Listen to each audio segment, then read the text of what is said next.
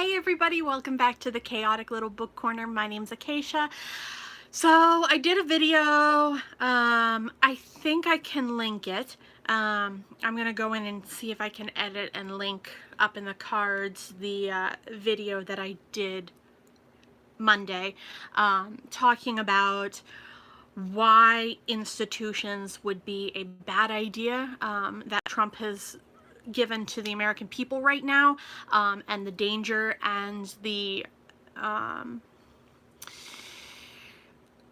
pain it would cause in the mental health community. So I will try and link that. If you are curious about it, let me know in the comments if you can't find it. But yeah, I wanted to just come on here and give you a couple of recommendations of 5 books that are about mental illness and that are about different kinds of mental illness and what they look like.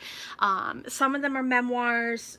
Most of them are memoirs. One of them is a more eclectic kind of overall look at mental health. So let's just jump in. I did a full review of this book separately by itself. This is The Collected Schizophrenics. This is The Collected Schizophrenias by Edmund Wang Wang. So here's the thing about this book. If you are curious about schizophrenia, this is a really good place to go. A lot of people are very afraid of schizophrenics and believe that they're a danger to society, and I really don't think that's the case. I think that they have a different kind of brain and it works differently, and I think that people with schizophrenia are very misunderstood and put into boxes of a very scary idea. Once medicated, most of them are functional and, you know, can work every day and do things they need to do. It's just if they have an episode that things get difficult, but with the right support and the right backup, they will be fine and survive it. I would say a schizophrenic is more dangerous to themselves than to others. Some of them are paranoid, and that would potentially cause more difficulties, but that doesn't make them scary. It doesn't put them in a situation where they are dangerous to you just because they think there could be something going on. Their delusions are not completely harmful to the people outside, necessarily. So for a lot of people with schizophrenia, I myself was tentatively diagnosed with schizophrenia when I first started exploring my mental health. The reason I was tentatively diagnosed with it was I was hearing voices and having hallucinations and some paranoia and very low lows and very high highs. It was a really interesting time when I thought I might be. And a lot of research kind of put me in a situation where I realized very quickly that schizophrenics are often villainized and put into situations where they are feared, which is completely unfair. They are humans and they are people. A lot of institutes that would have been active during the 1800s and up until the 60s would have probably had schizophrenic patients, and the treatment of patients was so horrid and horrific that schizophrenics were probably worsened than they would have been had they just been treated in a more kind and understanding way. Institutes in general, before being shut down, were underfunded and potentially abusive to the patients, and a person with schizophrenia would have been a prime victim for the treatment that could have been so badly done in those instances. They're not usually believed. They're usually chalked up to hallucinations or voices when they claim that something is wrong, and they are usually kind of grouped into a dangerous mindset, which is completely unnecessary. So if you're interested in schizophrenia, this is the Collected Schizophrenias. It's really good. I really recommend it, and I think it's worth picking up. This is Wasted by Mara Hornbacher. This is a memoir of anorexia. So anorexia and other eating disorders are, they're put into institutes, mental health facilities and things of that nature, but a lot of times their treatment is very different because there is an element of control they have to give up in order to go into these facilities. They have to allow someone else to dictate what they eat and how much they eat. And for a lot of people with eating disorders, that is very difficult.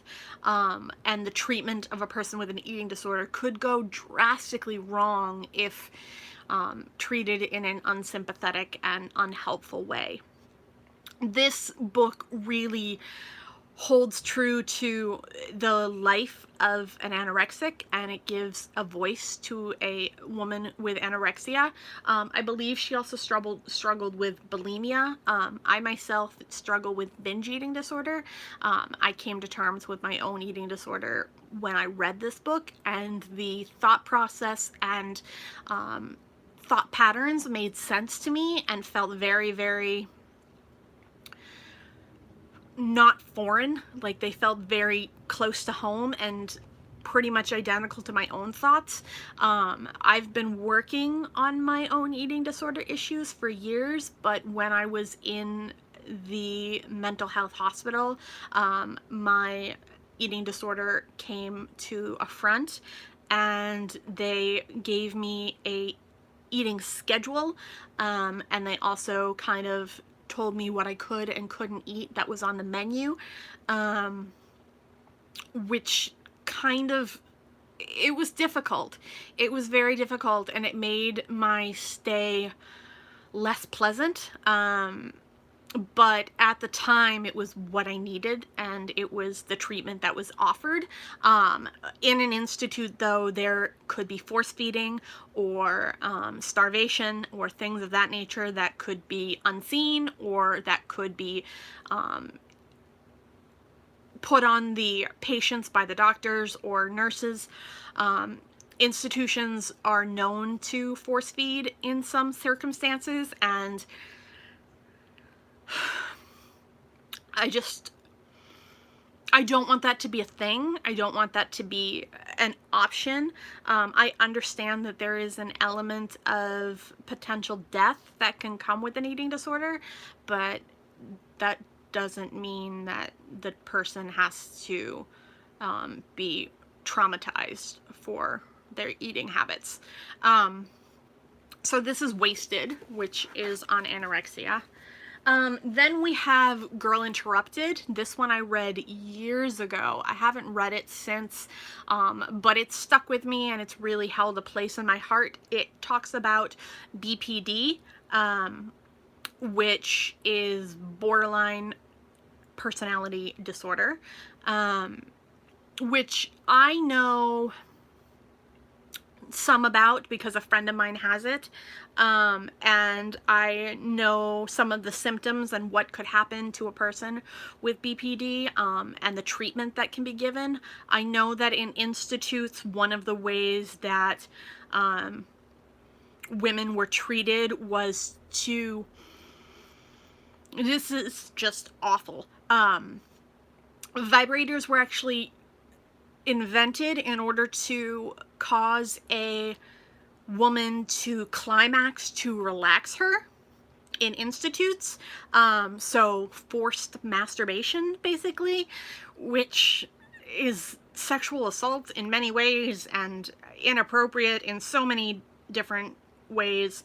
But that was a common treatment for BPD, and it you know, BPD is also looked at as almost non-curable, when I think that actually in reality their symptoms can be lessened and brought into a safer and calmer environment when treated properly, and when given the tools.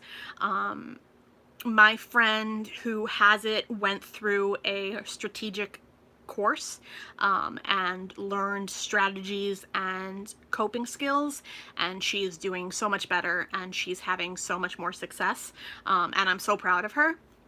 So I would say that if you're interested in BPD or what it's like to be in an institute, this one takes place in McLean Hospital, which is in Boston.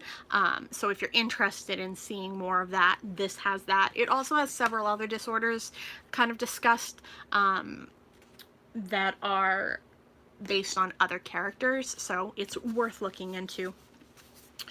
This is the one that's not a memoir. This is Nancy Tucker. That was when people started to worry. This one dives into several different mental illnesses, and the way that it works is it gives a story. So a narrative is given based on interviews of people with that disorder.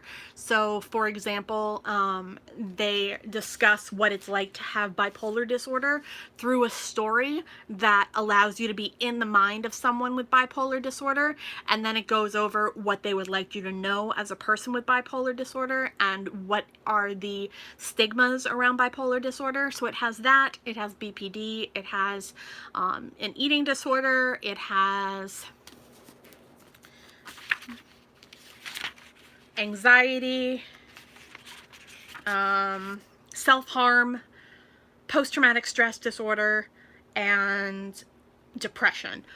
So if you're interested in any of those disorders, this has a story and facts about all of those disorders, and it breaks it down into manageable kind of fragments. I really recommend this book. I absolutely adore it, and I think this is one of the best books out there for looking into mental health without going specifically to a memoir of that disorder. And then the last one's on a lighter note. This is Furiously Happy by Jenny Lawson. This is a funny book about horrible things. I love this book. This one I read a couple years ago, and I need to reread it because I just love it so much. So here's the thing. This one talks about anxiety and depression in a very funny and plausible way. So it gives you a look into a person's life when she is dealing and coping with daily mental health issues on a more frequent basis. It's more of a day-to-day sort of story. A lot of stories in it have to do with comedy and like little weird things that happen because of the disorder or because, you know, the anxiety was too high or things of that nature. It's a really good place to go for the more common disorder of depression and anxiety. A lot of people suffer from depression and anxiety. A lot of people think they suffer from depression and anxiety, and they don't have the crippling disability that some do, but they have elements of the depression and anxiety that can be very debilitating. So all in all, this kind of goes into that from the experience of someone who's been more debilitated by the illnesses versus just sort of hindered. So yeah, I think those are the 5 I want to talk about. Again, you know, I want to say that the institutes that Donald Trump is talking about are not in the best interests of the mentally ill. They're not. He's thinking of putting back into action the places where trauma happened and danger happened and sexual assaults happened and abuse happened, and the treatment of people was horrendous. So please just be aware of this option that he's trying to put out there, and just, you know, try and say no, and avoid pushing for us to have those institutes. If you believe that institutions should be a thing, I would love to know why. And I would like to know what you recommend we do for the treatment of people being better and more financed and treated with dignity and respect, regardless of danger of the person. So thank you so much for watching. I want to say thank you to my Patreons. You guys mean the world to me. Thank you so much for your support and your love. I will talk to you all in the comments. Thank you to my subscribers. You guys are my favorite. I love you all, and I will see you in my next video. Bye.